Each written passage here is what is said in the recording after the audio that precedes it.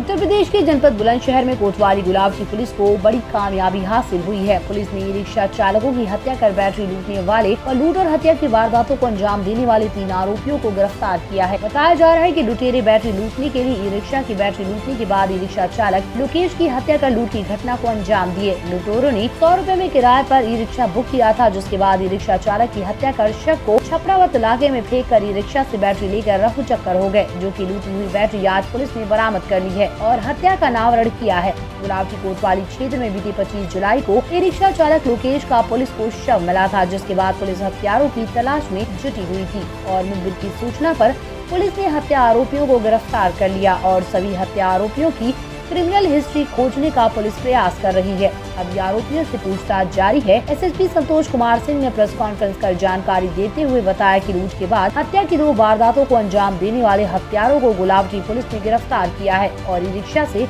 लूटी हुई बैटरी भी बरामद हुई है।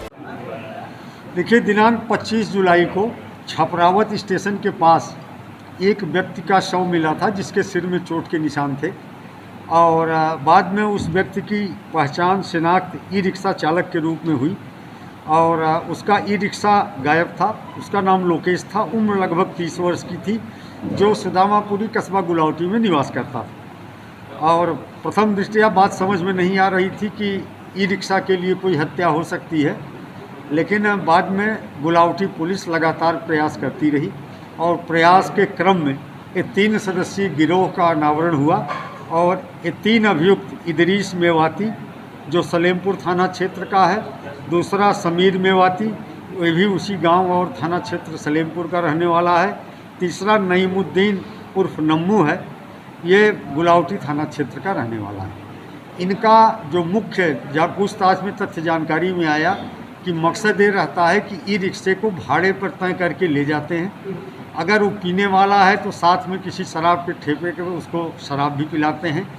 इस प्रकरण में इन लोगों ने मृतक को शराब पिलाई और जब वो थोड़ा सा नशे की हालत में हो गया तो उसको 100 रुपये में ठेका लेकर और ई रिक्शा से छपरावत स्टेशन के लिए चले।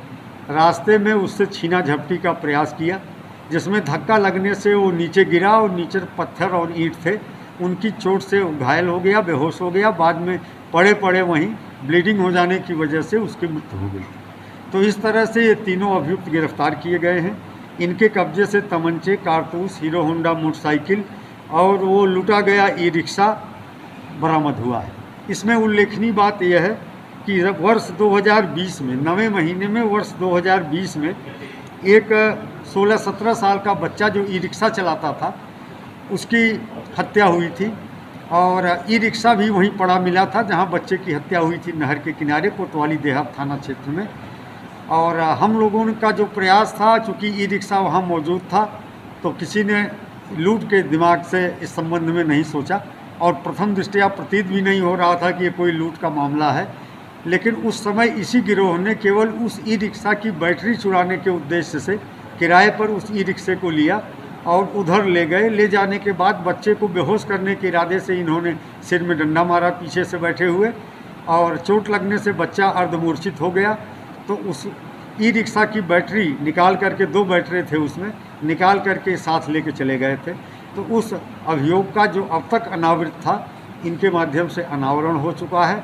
उस प्रकरण की दोनों बैटरियां भी इनके कब्जे से बरामद कर ली गई।